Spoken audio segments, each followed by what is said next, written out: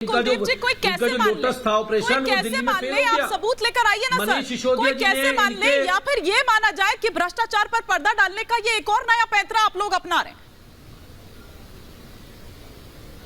देखिए, ये मेरी बात नहीं है। आज देश के किसी भी नागरिक से पूछ लीजिए। हाँ। आप खुद भी अपने आप से पूछेंगे तो आपको पता लगेगा कि भारतीय जनता पार्टी इस तरह के खेल करती हुई आई है। और उसका ताजा उदाहरण जो है वो अभी महाराष्ट्र के अंदर आपने देखा कि किस प्रकार से पार्टी में फूट डाल के तोड़ने का काम किया और भारतीय जनता पार्टी ने वहां सरकार बनाने का काम किया। भारतीय जनता पार्टी का ये रिकॉर्ड रहा है। इन्होंने काम क्या किया है? 2000 जब चुनाव होता है तो मोदी जी, अमित शाह जी खूब जाके दम लगाते हैं। जब चुनाव हार जाते हैं तो भारतीय जनता पार्टी के कार्यालय बैठ की रणनीति तैयार होती है कि किस पार्टी के विधायक को कैसे तोड़ा जाए, कैसे खरीदा जाए, किस नेता को क्या पैसे दिए जाए, लालच दिया जाए, नहीं होगा तो ईडी सीबीआई भेजी जाए। इस प्रकार का खेल हरीश खुराना जी आपका फेल हो चुका है। और आज देश ने आपका चेहरा, चाल, चरित्र सब देख लिया है कि भारतीय जनता पार्टी, जिसको मैं कहता हूं कि ये भारत जुमला पार्टी है, भारतीय है। हरीश खुराना जी, वो ये कह रहे हैं पॉलिटिकल टूल बतौर आप इस्तेमाल करते हैं ईडी और सीबीआई को। मैं तो ये भी समझना चाह रही हूँ कि जनता आखिर क्या छवि क्या बनाई जा रही है ईडी और सीबीआई की? पहले तो आप ये सोचिए। और अगर ये जो भी एजेंसीज हैं, ये जो जांच कर रही हैं, तमाम चीजें जो सामने आती हैं, इन पर विश्वास कैसे कोई कर सकेगा? जनता की अगर खासतौर पर मैं यहाँ पर बात कर रही हूँ कि वो कैसे करेंगे जिस तरह के आरोप इन एजेंसीज पर लगते हैं? हिमानी जी, जो मैंने अभी एक पहली लाइन बोली थी कि हम सवाल पूछते हैं, केमिस्ट्री का जवाब देते हैं हिस्ट्री का, उसकी बात का प्रमाण अभी निकल गया। मैंने तो सिर्फ इतना पूछा कि ये रिपोर्ट आप ही की है ना, मेरी रिपोर्ट तो है नहीं। रवि धवन जो इनके एक्साइज कमिश्नर थे, उनकी रिपोर्ट है और ये उनके रिकमेंडेशंस हैं, उनके रिकमेंडेशंस हैं। मैंने तो भारतीय जनता पार्टी तो नहीं बनाई ये रिपोर्ट। मैंने बीच में नहीं किसी के बोला, हिमानी जी मैंने किसी के बीच में नहीं बोला। प्लीज ये इनको बोलिए, थोड़ा सा अपनी बारे में बोले ना, अच्छा नहीं लगता ना। तो ये देखिए आप, मैंने ये सवाल पूछा कि रिपोर्ट भारतीय जनता पार्टी की तो नहीं है, ये रिपोर्ट तो रवि धवन जो इनके अपने एक्साइज कमिश्नर उन्होंने बनाई और उन्होंने रिकमेंडेशन दी। उसका जवाब नहीं देंगे, उसकी बात का जवाब ही नहीं करेंगे। अब मैं दूसरी बात पे आता हूं। ये कागज नहीं दिखाएंगे, हम कागज दिखा रहे हैं। 25/10/2021 को शो कॉज नोटिस इशू होता है जब आप कहते हो कि मैन्युफैक्चरर कंपनी अलाउड नहीं है रिटेल सेक्टर के अंदर, कार्टेल अलाउड नहीं है रिटेल सेक्टर के अंदर, ब्लैक लिस्टेड कंपनी अलाउड नहीं है, उनको ठेके नहीं मिलेंगे, उसके बावजूद ठोके मिलते हैं।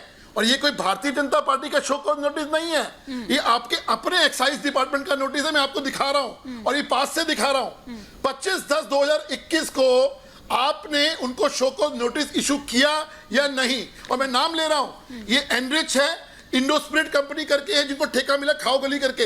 ये मैं नहीं बोल रहा, ये आपके अपना, मैं फिर बोल रहा हूं, मैं भारतीय जनता पार्टी नहीं एक शब्द बोल रही, ये आपका अपना excise department show cause notice issue करता है, उसके बावजूद कार्रवाई क्यों नहीं होती? ये जवाब दीजिए। कागज आप नहीं दिखा पाएंगे, हमारे पास बहुत कागज हैं और ऐसे ऐसे कागज हैं आपकी कागज दिखा रहे हैं। आप तो सिर्फ कह रहे हैं, आप सिर्फ आरोप लगा रहे हैं, आप कोई सबूत नहीं दिखा रहे हैं। लेकिन हम तो कागज भी दिखा रहे हैं, वो सबूत भी दिखा रहे हैं। जवाब आपका?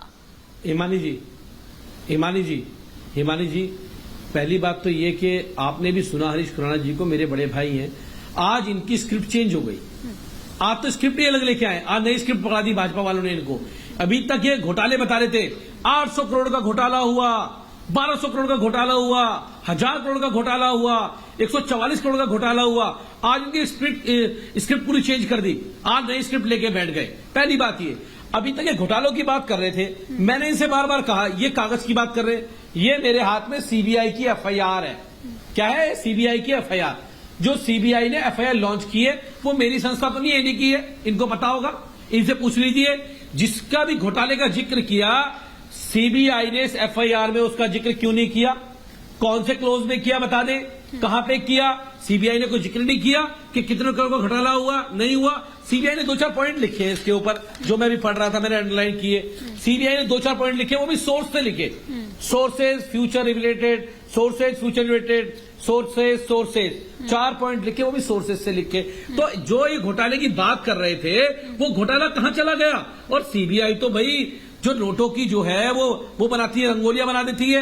आज वो बताएं कि मनीष सिसोदिया जी के घर पे 14 घंटे जो इन्होंने रेड करी, किस ऊपर ज्यादा ठिकानों पर, इनको क्या मिला वहां पे? मुझे बता दें, कितना सोना मिला, कितना चांदी मिला, कितना क्या ये बताइए कुलदीप जी, तो भावनगर उस गुजरात की धरती से क्यों बार बार आपके मुख्यमंत्री कह रहे हैं कि भैया ईमानदार हैं, लेकिन 2-3 दिन में सितोदिया हो सकते हैं गिरफ्तार, ये क्यों कह रहे हैं फिर बार बार? फिर ये डर क्यों है आपके मन में? क्या दिखाने की कोशिश हो रही है? देखिए ईमानदार, क्या sympathy ईमानदार आदमी, हाँ हिमानी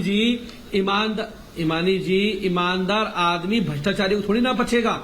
जो भ्रष्टाचारी चोर आदमी होता है, जैसे भारतीय जनता पार्टी है, उसको तो उनको ईमानदार लोगों को कैसी में अंदर डालना है। आज जमीन खिसक रही है गुजरात के अंदर, आज जमीन खिसक रही है दिल्ली के अंदर, दिल्ली के बाद पंजाब, पंजाब के बाद गुजरात, गुजरात के बाद पूरा देश में भर में जो समर्थन अरविंद केजरीवाल जी को मिल रहा है, उनकी ईमानदार सरकार को मिल रहा है, उससे डर है भारतीय जनता पार्टी को, इनके नेताओं को उससे डर है। ये चाहते हैं कैसे भी दिल्ली का एजुकेशन मॉडल रुके, दिल्ली का हेल्थ मॉडल रुके, जो आज पूरे देश भर में जा रहा है। एजुकेशन मॉडल इनको इस बात का डर है। तो आज हम बात ही नहीं हो रही है, बात तो शराब नीति की हो रही है। यही तो बात हो रही है कि बात जिस पर हो रही है आप उस पर बात नहीं कर रहे हैं, आप ईमानदारी की बात कर रहे हैं, तो वो ईमानदारी दिखाइए भी कि आखिर क्या